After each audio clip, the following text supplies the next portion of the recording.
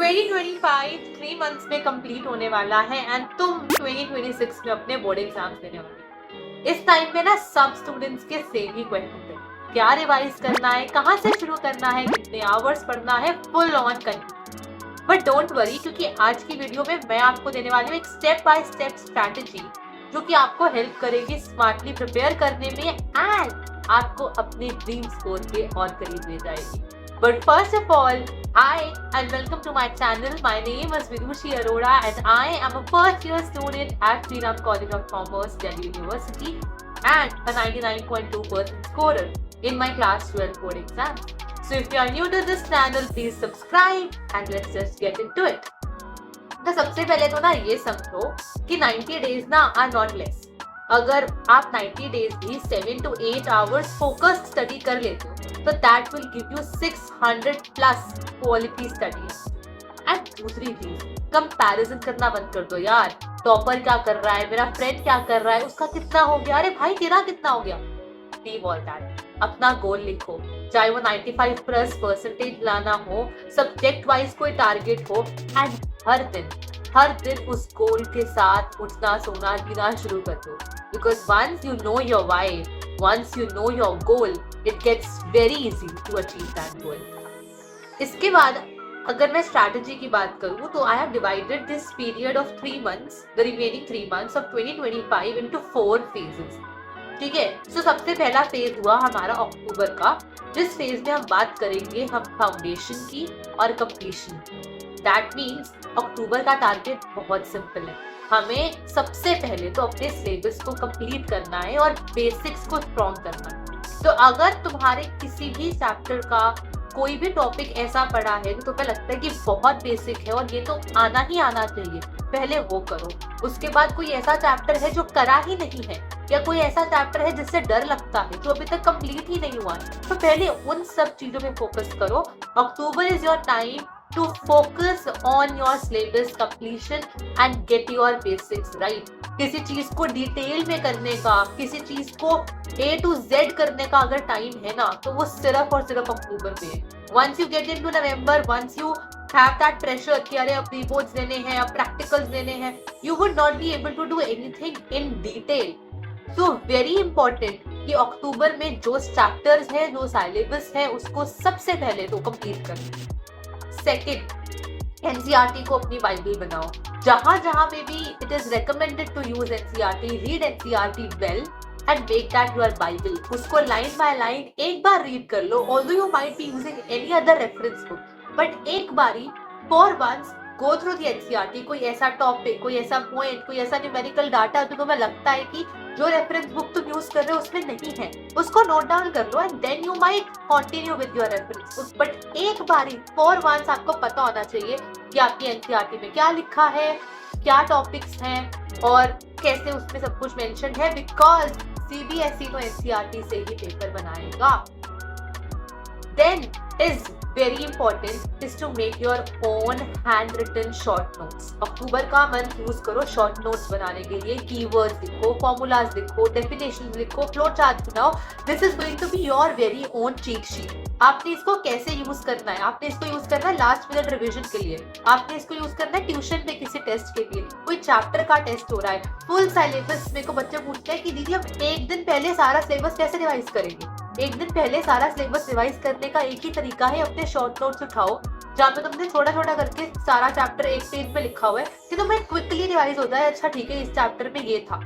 So very important to have your short notes. उसके अलावा I highly recommend you कि अक्टूबर में चाहे रोज मत करो, अगर तो तुम कहीं पे टेस्ट सीरीज ज्वाइन करो तो ऑफ कोर्स आपको पता लग जाएगा कि how do you have to write and all. But अगर आपने नहीं करी है, आप सेल्फ स्टडी पे फोकस कर रहे हो तो आपको आंसर को लिखने की प्रैक्टिस करनी पड़ेगी। It's very important. एक मिनी टेस्ट लिखना स्टार्ट करो, हर सब्जेक्ट से एटलीस्ट 2 आंसर्स लिखने की प्रैक्टिस करो, ताकि अक्टूबर के एंड तक हमारे पास 2 चीजें होनी चाहिए, 2 चेकलिस्ट स्टिक हो जानी चाहिए। Now we come to phase 2, that is the month of November. इसमें हमने करनी है 2 चीजें, रिविजन प्लस पीवाईपी। अब नवंबर में ना अपने माइंडसेट का फोकस हमने शिफ्ट करना है लर्निंग से प्रैक्टिस पे। Of course we will be learning, but अब प्रैक्टिस का टाइम है। हर सब्जेक्ट के हर टॉपिक का एक बार रिवीजन करो फर्स्ट। दूसरा, पिछले 5 से 10 साल के प्रीवियस ईयर क्वेश्चंस को एनालाइज करो, क्योंकि एग्जाम का पैटर्न तुमको वहीं से पता लगेगा। 70% of the questions are repeated. Topic repeat होता है, क्वेश्चन बदल सकते हैं। लेट्स एज्यूम कि किसी एक टॉपिक का उन्होंने पिछली बारी केस स्टडी दी थी, तो शायद उस टॉपिक में से इस बार वो long answer they they, but topic अगर एक इम्पोर्टेंट है तो वो इम्पोर्टेंट ही रहेगा।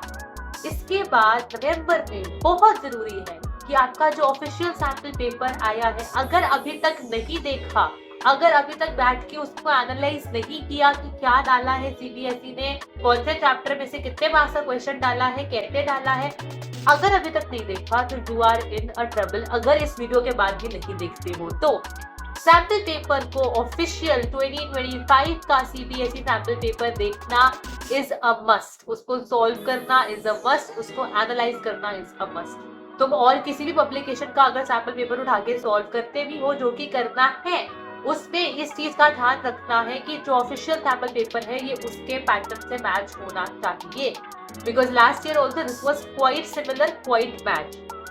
उसके बाद I have mentioned this in previous videos also, active recall. Active recall को यूज करो। जितने भी लोग बोलते हैं मैं चीजें भूलती है, if you start doing active recall तो वो नहीं भूलेगी। तो एक्टिव रिकॉल का मतलब क्या है? दो चीजें कर सकते हो। तुमने एक टॉपिक पढ़ा, बुक बंद करी, अब तुम वो टॉपिक ऊंची बोलो वन वे, और टेक अ पेपर, जितना याद है जो याद है लिख दो, एंड देन चेक कि क्या तुमने गलत लिखा या क्या तुमने गलत बोला। I used to record myself and then मैं अपनी रिकॉर्डिंग प्ले करती थी और नोट्स देखती थी, and I used to check कि मैंने सही बोला और कौन सा पॉइंट में मिस कर गई। So it completely depends upon you, आपको बोलना है या आपको लिखना है, but if you are speaking it also speak it loud, because then it gets into your head and you tend to remember things. But active recall is a great way to remember things, to practice things, and आप इसको नवंबर में कर सकते हो। उसके बाद नवंबर के time अपने वीक एरियाज को आइडेंटिफाई करो, जो तुम्हारा रेड फ्लैग एरिया है उसको आइडेंटिफाई करो एंड फिर से रिविजन करो। I told you to make a mistake notebook. I told you कि रूल नोटबुक बनाओ। जो अभी तक जिन्होंने मेरी previous video of board strategy नहीं देखी है, please watch that too, it has a lot of other things that can help you out. तो मैंने बात करी थी मिस्टेक नोटबुक की, उसमें बात करी थी रूल नोटबुक की, तो वो बनाओ। जितनी गलतियां कर सकते हो ना करते रहो, जितने टेस्ट दे सकते हो दो, और उसमें जितनी गलतियां हो रही है उसको अपने फॉर्म में रूल बना के, मिस्टेक बना के उसको लिखो। It is going to be a treasure for you before any other exam. अब आते हैं फेज 3 पे। फेज 3 इज योर दिसंबर में मॉक टाइप प्रैक्टिस तो करनी ही करनी है, सैंपल पेपर तो करना ही करना है, बट दूसरी चीज तो ध्यान रखनी है दिसंबर में इज योर स्पीड। पहली बात तो 3 घंटे बैठ के एग्जाम लिखना है। 3 घंटे के पेपर में 1 घंटा सुबह, 1 घंटा दोपहर को, 1 घंटा शाम को नहीं करना। You would not know how your mind brain is working. 3 घंटा कॉन्टिन्यूसली स्ट्रेच में करो। हो सकता है तो 15 minutes give your self for reading. जैसे आपका बोर्ड एग्जाम में बनता है एटमॉस्फियर, उसको सिम्युलेट करो and then proceed. Time management को प्रैक्टिस करना सीखो। 1 मार्कर के क्वेश्चन को मैंने कितना टाइम देना है, 3 मार्कर को मैंने कितना देना है, 5 को कितना देना है, ये तुम्हें पता होना चाहिए। एक जनरल मैंने आपको बताया था रूल कि अगर 1 नंबर का क्वेश्चन है तो यू गिव इट 2 मार्क्स। ऐसे योर 80 मार्क्स का पेपर विल टेक 160 मिनट्स। तो this is a very broad generalised timeline. आप इसको अपने हिसाब से पर्सनलाइज भी कर सकते हो सकता है आपको एमसीक्यू सॉल्व करने में पूरा 1 मिनट लग जाए, आपको 2 मिनट की जरूरत ही ना पड़े, वहां से आपके 20 मिनट बच गए। लेकिन आप अपने 3 मार्क को क्वेश्चन को लिखने में आपको लग रहा है 6 मिनट्स कम है, मुझे 3 मार्क के लिए तो 10 मिनट्स चाहिए, तो आपको अपने लेवल के हिसाब से उसको मॉडिफाई करना पड़ेगा। How you go for. इसके अलावा you should also focus on in the month of December to understand कि आपने अपना पेपर कहाँ से शुरू करना है।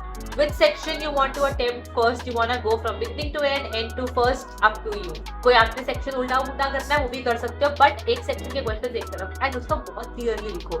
Okay, I'm starting with section B first, then I'm going C, D, A, whatever it is. Then is sample paper को करो, बहुत इंपॉर्टेंट है, बट सिर्फ सैंपल पेपर को करके छोड़ दोगे then it's not gonna work. फिर आपको मिस्टेक को एनालाइज करना बहुत इंपॉर्टेंट है, उस सैंपल पेपर को चेक करना बहुत इंपॉर्टेंट है।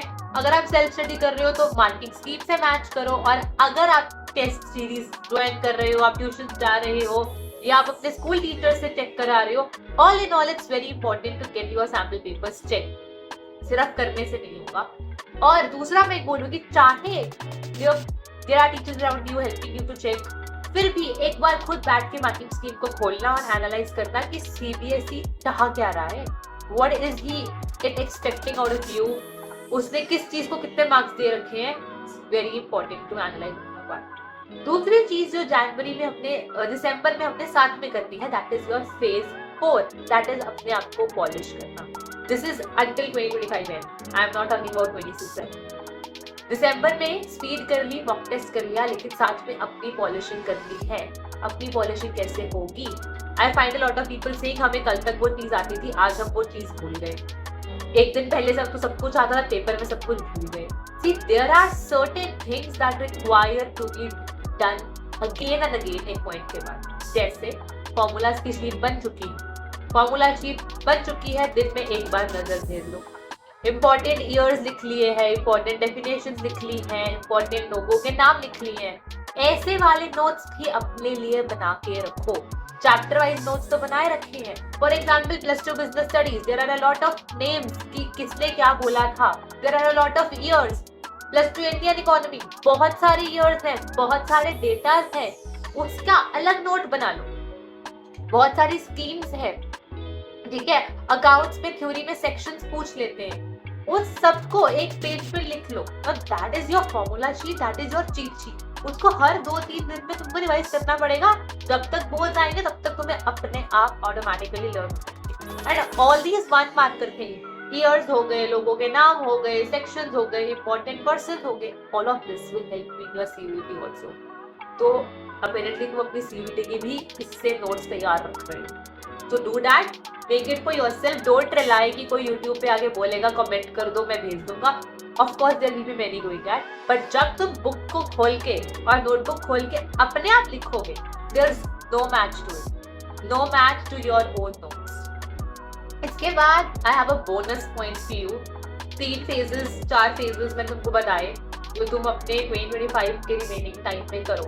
उसके अलावा what could be your daily routine, assuming कि अभी तुम लोग स्कूल जा रहे हो नहीं जा रहे हो, depends upon you.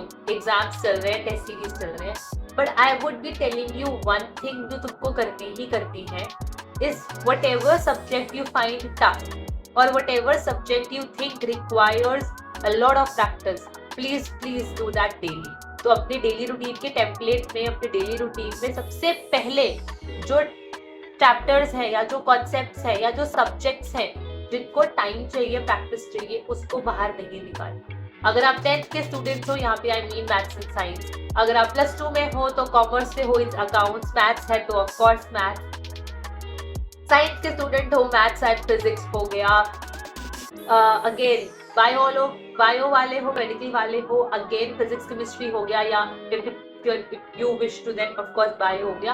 But 2 subjects जो तुम्हें लगता है कि भाई नहीं छेड़ सकते, उसको एक्चुअली में नहीं छेड़ना है। Please focus on this. For anyone in +2 having maths, for anyone in +2 having accountancy, all of this will require you a daily thing. Otherwise, you will tend to forget concepts.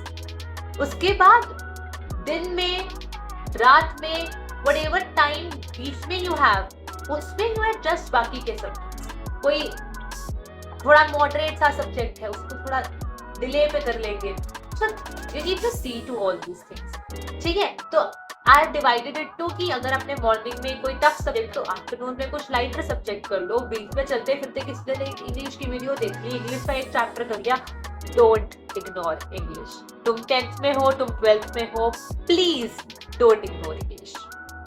उसके बाद formula sheet बना लिया, उसको रात को 30 minutes में quick revision they the. But अपने लिए एक routine banana is very very important. इसके बाद सबसे इम्पोर्टेंट पॉइंट कि smart study is greater than long study. 12, 14, 15 घंटे पढ़ने की जरूरत नहीं है, 6 to 7 आवर्स स्टडी करो, बट क्वालिटी। सही से नींद लो, do not skip on your sleep.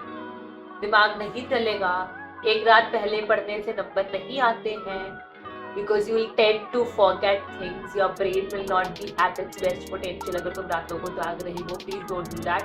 इतनी देर पहले अगर तुमने ये वीडियो खोली है बोर्ड से, तो इस वीडियो को देखने के बाद भी अगर तुम पेपर से एक दिन पहले जाग रही हो, तो please note that that is not something that has to be done. अगर तुम अभी कंसिस्टेंट रहे ना, तो रिजल्ट वाले दिन पक्का स्माइल करें. So if this video has in any way helped you, please subscribe to the channel. Do not forget to like, share and subscribe, and do comment me what do you all want me to cover in the upcoming videos. And yes, do subscribe, do follow me on Instagram because I get you choti tips for your body brains. See you in the next one.